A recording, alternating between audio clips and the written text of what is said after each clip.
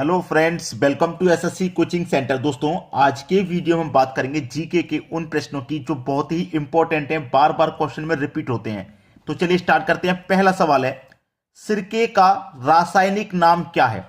बहुत सारे बच्चों को नहीं पता होगा कि सिरके का रासायनिक नाम क्या होता है। चलिए मैं आपको बताता हूं आंसर है इसका सिट्रिक। आप भी अपनी कॉपी में तुरंत नोट कर लिया करें, सिट्रिक एसिड। ठीक है, सिट्रिक एसिड सिरके का रासायनिक नाम होता है सिट्रिक एसिड। अब देखिए, सिरका प्राचीन काल से यूरोपीय एवं एशियाई देशों में भोजन का एक हिस्सा रहा है। मेरी बात सुनिए, मैं क्या कह रहा हूं मैं आपको लिख देता हूं यहां पे, ठीक है, ताकि आपको याद कर सके। सिरका सिरका प्राचीन सिरका प्राचीन काल से यूरोपीय यूरोपीय एवं एशियाई एशियाई एशियाई देशों में भोजन भोजन का एक हिस्सा रहा है। ठीक है, एक हिस्सा रहा है। तो आपको ये बातें नोट रहेंगी, तो आप कैसे भी क्वेश्चन वो घुमा फिरा के कह दे तो भी आप बता देंगे। अब हो सकता है इसका पीएच मान भी पूछ ले, भाई सिरके का पीएच मान भी पूछ सकता है। तो इसका पीएच मान क्या होता है, चलिए पीएच मान भी हम आपको बता देते हैं। इसका पीएच मान होता है 2.4 से 3.4 तक होता है। ठीक है, ये इतना नोट कर ले इसको अलग। सिरके का पीएच मान अलग नोट कर ले, इसका पीएच मान 2.4 से 3.4 तक होता है। सिरके का रासायनिक नाम सिट्रिक एसिड है। सिरका प्राचीन काल से यूरोपीय एवं एशियाई देशों में भोजन का एक हिस्सा रहा है। भोजन में प्रयोग होने वाले सिरके में 4 से 8% तक एसिटिक एसिड होता है। चलिए मैं इसको भी नोट कर देता हूं। ठीक है, 4 से 8% 4 से 8% तक ऐसी क्या चीज एसिटिक एसिड होता है। किसमें होता है? भोजन में। ठीक है, भोजन में। ठीक है, याद रखना, भोजन में 4 से 8% तक एसिटिक एसिड होता है। तो आपसे कैसे भी घुमा फिरा के क्वेश्चन दे दे, आप उसे पूरा करके आएंगे। मुझे जानकारी है, आप पूरा करके आएंगे। चलिए अब देखते हैं अगला सवाल। अगला सवाल है, भारत के लिए संविधान बनाने वाली संविधान सभा किस वर्ष स्थापित की गई थी? यह भी एक सवाल अच्छा है, तो हम आपको बता देते हैं। इसका आंसर है वर्ष 1946 को। कब स्थापित की गई थी संविधान सभा? वर्ष 1946 को स्थापित की गई थी। अब इसके बारे में से थोड़ी सी जानकारी और ले लो। डॉक्टर राजेंद्र प्रसाद, ठीक है, डॉक्टर राजेंद्र प्रसाद को इस सभा का स्थायी अध्यक्ष ठीक है, अध्यक्ष चुना गया था। देखिए, मैं ये सारी बातें आपको बोलकर भी बता सकता हूं, लेकिन बोल करके आप ये भूल जाएंगे। मैं लिख रहा हूं, इसलिए अगर आप ये वीडियो को डाउनलोड कर लेंगे तो बार बार यहां से देख सकते हैं, स्क्रीनशॉट ले लेंगे तो भी आप देख सकते हैं बार बार, इसलिए लिख रहा हूं। अगर मैं बोल दूंगा तो हो सकता है शायद आप भूल जाएं, तो ये सारी बातें आप याद रखेंगे। चलिए अब देखते हैं अगला सवाल। अगला सवाल है, जीवन का ब्लूप्रिंट है, या ऐसे पूछ लेगा जीवन का ब्लूप्रिंट क्या है? चलिए हम आपको बता देते हैं इसका आंसर क्या है। इसका आंसर है DNA। ठीक है, DNA, इसको इंग्लिश में भी लिखा जाता है, इसको DNA। ठीक है, चलिए अब इसके बारे में जान लेते हैं। डीएनए, जो डीएनए होता है वो जीवित कोशिकाओं, याद रखें, जीवित कोशिकाओं के गुणसूत्रों में पाए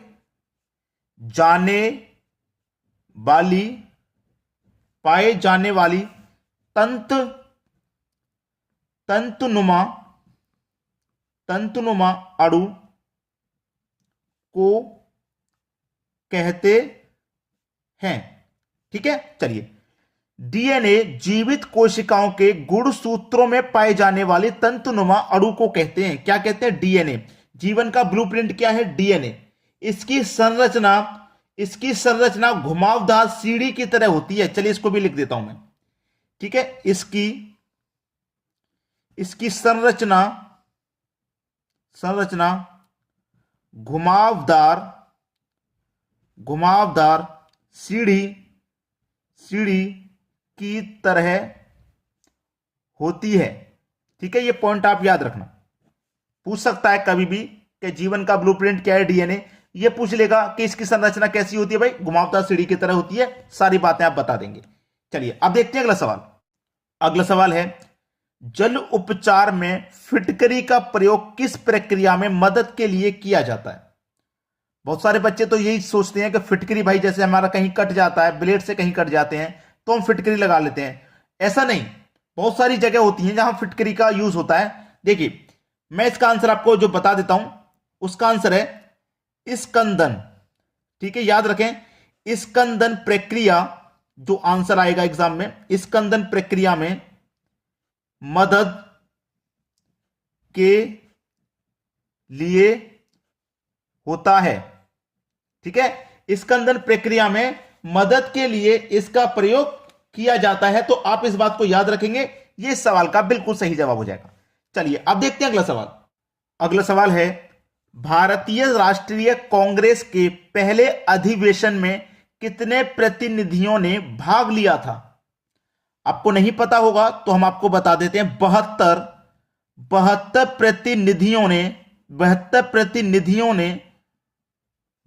प्रतिनिधियों ने भाग लिया था भाई।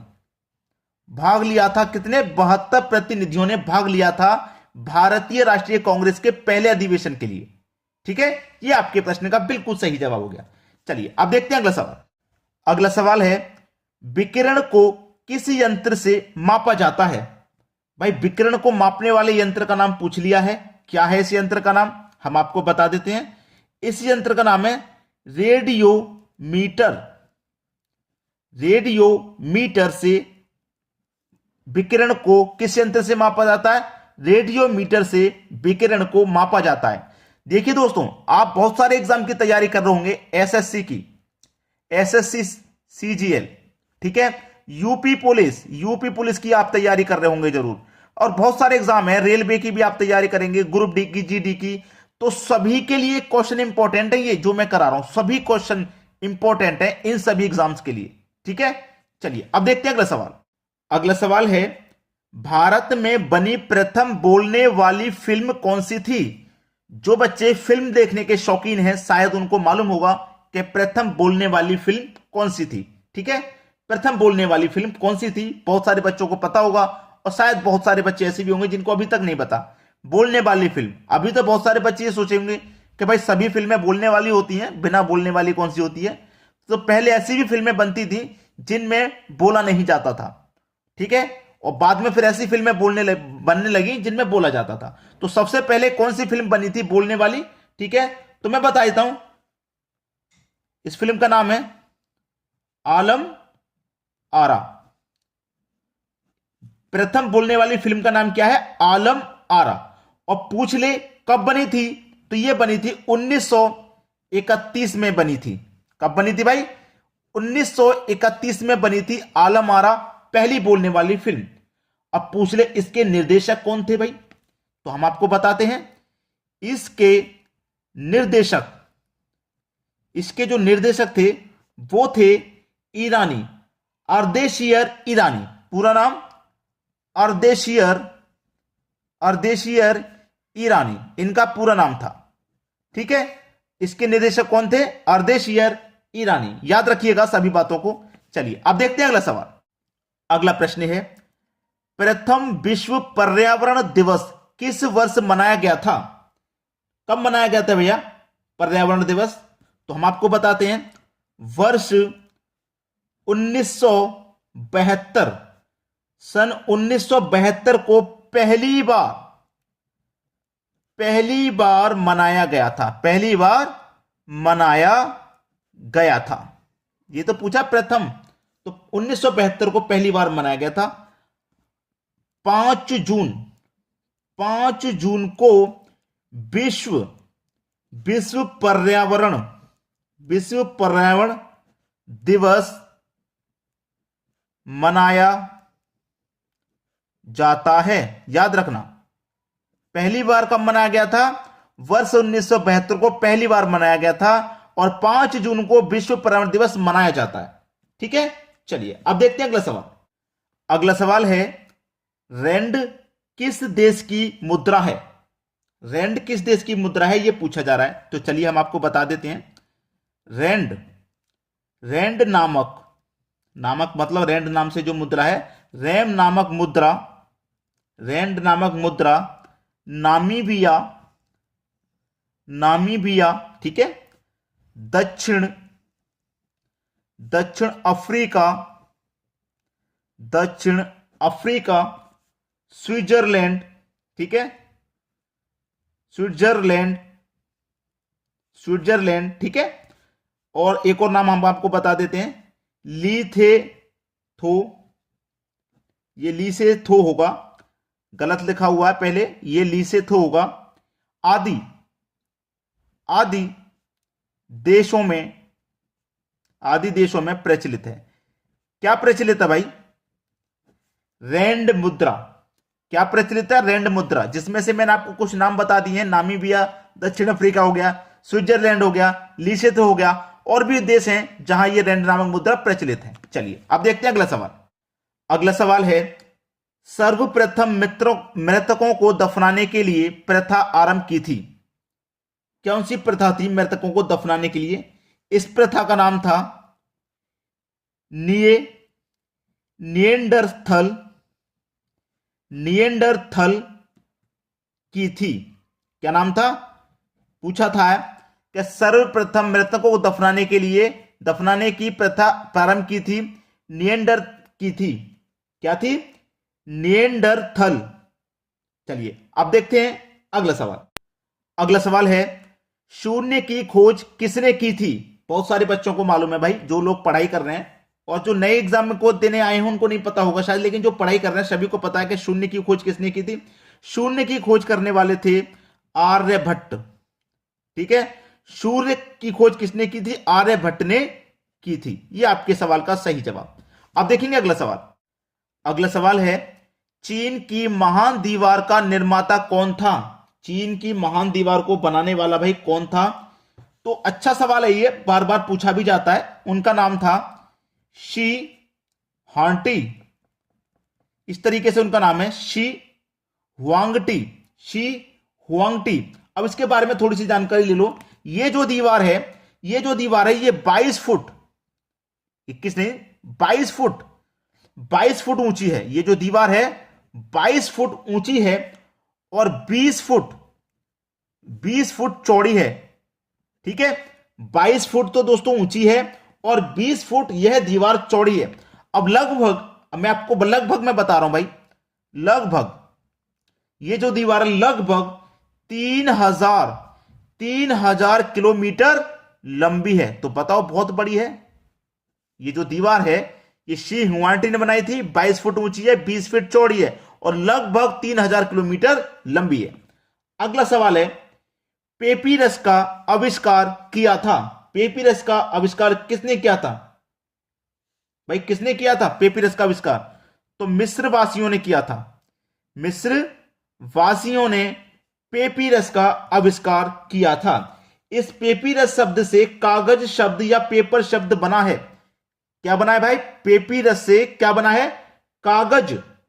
जो आप कागज का इस्तेमाल कर रहे हैं, जो आप कागज का इस्तेमाल कर रहे हैं, पेपर का इस्तेमाल कर रहे हैं, ये किससे बना है? पेपिरस से बना है। ठीक है, चलिए अब देखते हैं अगला सवाल। अगला प्रश्न रहेगा, सल्तनत काल का अंतिम सुल्तान कौन था? अंतिम सुल्तान था इब्राहिम लोधी। ये आपका सही जवाब हो जाएगा।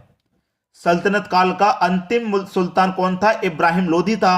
अगला सवाल है, जी का मान सबसे अधिक कहां होता है? जी का मान सबसे अधिक कहां होता है भाई? ध्रुवों पर होता है। जी का मान सबसे अधिक कहां होता है? ध्रुवों पर। यह आपके सवाल का सही जवाब हो गया। तो दोस्तों आज की वीडियो में इतना ही। अब आप मुझे यह बताइएगा यह वीडियो कैसा लगा, कमेंट करना है। इसके लिए वीडियो पसंद आया तो लाइक शेयर तो भाई करना है आपको सभी बच्चों तक, जितने भी बच्चे आपके कांटेक्ट में हैं तैयारी कर रहे हैं वहां तक शेयर कर दीजिए। और लाइक तो बनता है भाई हमारे एक वीडियो के लिए। और आपको कमेंट में हमें यह बताना है कि इस तरीके के वीडियो हमें आगे और बनाने हैं या नहीं बनाने। आपको इस तरह का वीडियो पसंद है तो आप मुझे कमेंट करके बताइएगा, इसके लिए भी मैं आपको वीडियो बनाऊंगा। ठीक है दोस्तों, धन्यवाद।